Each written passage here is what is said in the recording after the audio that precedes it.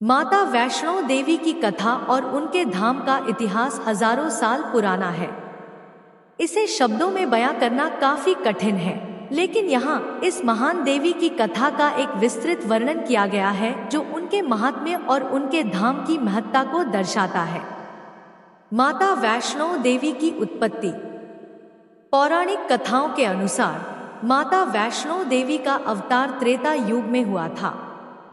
त्रेता युग में जब पृथ्वी पर अत्याचार और अधर्म बढ़ गए, तब भगवान विष्णु ने माता लक्ष्मी, माता पार्वती और सरस्वती से कहा कि एक ऐसी शक्ति का अवतार होना चाहिए जो धर्म की रक्षा करे और अधर्म का नाश करे। इसी उद्देश्य से त्रिदेवियों ने अपनी सम्मिलित शक्ति से एक देवी का निर्माण किया, जिसका नाम वैष्णवी रखा गया। माता वैष्णवी को उनके जन्म के बाद ही इस महान कार्य के लिए पृथ्वी पर भेजा गया था। माता के जीवन का प्रारंभ। माता वैष्णो का जन्म दक्षिण भारत के एक धार्मिक और समर्पित ब्राह्मण परिवार में हुआ। उनके माता पिता श्रीधर और उनकी पत्नी ने कई वर्षों तक संतान प्राप्ति की कामना की थी। एक दिन भगवान ने उनके प्रार्थना का उत्तर देते हुए एक बालिका को उन्हें पुत्री के रूप में प्रदान किया। इस बालिका का नाम वैष्णवी रखा गया। बाल्यकाल से ही वैष्णवी की प्रकृति अत्यंत शांत, धार्मिक और ध्यानमग्न रही। वे अक्सर एकांत में जाकर ध्यान में लीन रहती थी और अत्यधिक शक्ति और ज्ञान से संपन्न थी। माता वैष्णो देवी का तप। युवा अवस्था में माता वैष्णवी ने यह निश्चय किया कि वे तपस्या के माध्यम से संसार का कल्याण करेंगी और अधर्म का नाश करेंगी। उन्होंने सांसारिक सुखों और भौतिक मोहमाया का त्याग कर दिया और ध्यान में लीन होकर हिमालय की ओर प्रस्थान किया। वहां पर उन्होंने त्रिकूट पर्वत के निकट तपस्या प्रारंभ की। उन्हीं दिनों भगवान विष्णु के अवतार भगवान राम वनवास के दौरान माता वैष्णवी के पास पहुंचे। भगवान राम ने उनकी भक्ति और तपस्या से प्रसन्न होकर उन्हें आशीर्वाद दिया और यह वचन दिया कि कलयुग में उनका धाम पूरी दुनिया में प्रसिद्ध होगा और यहाँ आने वाले भक्तों की सभी मनोकामनाएं पूर्ण होंगी। भगवान राम द्वारा परीक्षा और भविष्यवाणी।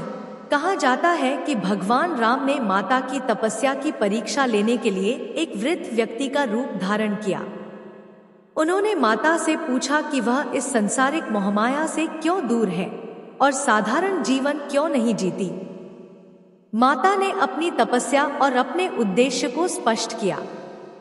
भगवान राम उनकी तपस्या और भक्ति से अत्यंत प्रसन्न हुए और उन्हें यह वचन दिया कि कलयुग में वे अपने धाम में सदा निवास करेंगी और उनके दर्शन करने वाले भक्तों को मनवांछित फल मिलेगा। इसके बाद भगवान राम ने उन्हें यह संकेत दिया कि एक दिन उनके पुनः जन्म में वे उनसे मिलने आएंगे और तब माता को अपनी तपस्या को पूर्ण करना होगा। माता का संघर्ष और भैरवनाथ का प्रसंग। माता वैष्णवी अपने तप में लीन थी और धीरे धीरे उनकी प्रसिद्धि दूर दूर तक फैलने लगी। उनके तप और शक्ति से प्रभावित होकर अनेक भक्त उनके दर्शन करने आने लगे। हालांकि भैरवनाथ नामक एक तांत्रिक जो माता के दिव्य रूप और शक्ति से आकर्षित हो गया था, ने उनकी तपस्या में बाधा डालने का प्रयास किया। भैरवनाथ एक तांत्रिक था जो शक्ति के उपासक के रूप में अपने तंत्र मंत्र के बल पर माता का बलपूर्वक अधिकार प्राप्त करना चाहता था। उसने माता का पीछा करना शुरू किया और जब उसने देखा कि माता ने उसकी उपेक्षा की, तो उसने उन्हें पकड़ने का प्रयास किया। माता ने अपनी शक्ति से उसकी चाल को समझ लिया और त्रिकूट पर्वत की ओर भागी। गुफा में शरण और भैरवनाथ का अंत। माता ने त्रिकूट पर्वत की गुफाओं में शरण ली, जिसे अब अर्धकुंवारी या अर्धकुमारी कहा जाता है। यहाँ पर माता ने 9 महीने तक ध्यान लगाया। जब भैरवनाथ ने उनका पीछा करना जारी रखा, तो माता ने गुफा के अंत में निकलकर भैरवनाथ से युद्ध किया। माता ने अपनी शक्ति से भैरवनाथ का सिर काट दिया, लेकिन भैरवनाथ का सिर कटने के बाद भी आसमान में उड़ने लगा और माता से माफी मांगने लगा। माता ने भैरवनाथ को क्षमा करते हुए कहा कि उसकी मृत्यु का कारण उसके कृत्य थे, लेकिन उन्होंने उसे आशीर्वाद दिया कि उनके धाम आने वाले हर भक्त को उनके दर्शन के बाद भैरवनाथ के मंदिर के दर्शन करने से ही उनकी यात्रा पूर्ण होगी। माता वैष्णो देवी का धाम। माता वैष्णो देवी की कथा यहीं समाप्त नहीं होती, बल्कि यह स्थान आज एक महान तीर्थ स्थल बन चुका है। जम्मू कश्मीर के कटरा नगर के पास स्थित त्रिकूट पर्वत पर माता का धाम है, जो 5200 फीट की ऊंचाई पर स्थित है। हर साल लाखों श्रद्धालु माता के दर्शन के लिए यहाँ आते हैं। यह तीर्थ यात्रा एक कठिन लेकिन अत्यंत महत्वपूर्ण यात्रा मानी जाती है। माता का मुख्य मंदिर एक गुफा में स्थित है, जहाँ 3 पिंडियों के रूप में माता के 3 स्वरूपों महाकाली, महालक्ष्मी और महासरस्वती का पूजन होता है।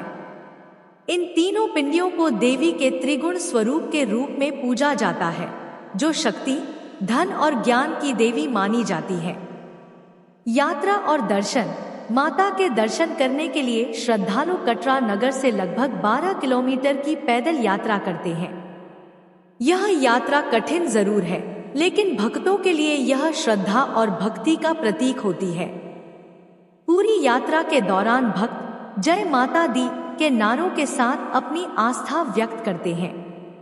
मंदिर में प्रवेश करने से पहले श्रद्धालु पवित्र बाणगंगा नदी में स्नान करते हैं, जिसे पवित्र माना जाता है।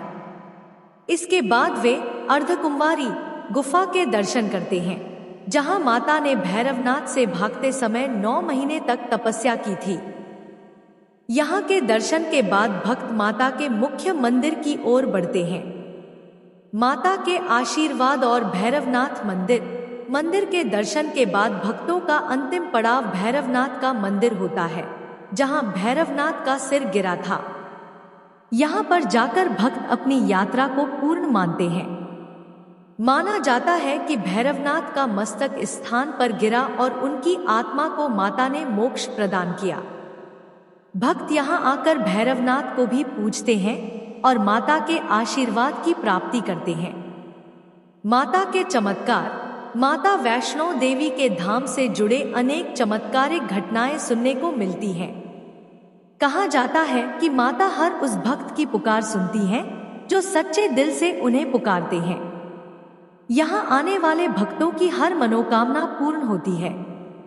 माता के दरबार में निसंतान को संतान, गरीब को धन, रोगी को स्वास्थ्य और दुखी को सुख की प्राप्ति होती है।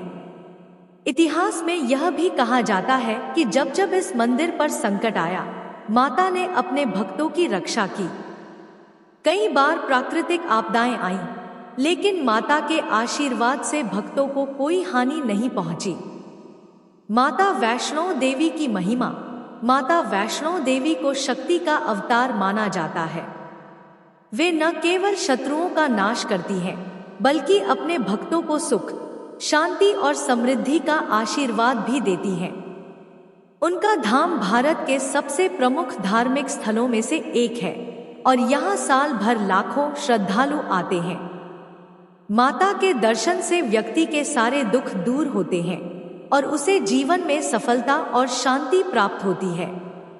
माता वैष्णो देवी की कहानी हमें सिखाती है कि यदि हमारे मन में सच्ची भक्ति और समर्पण है, तो भगवान हमारी हर समस्या का समाधान अवश्य करेंगे।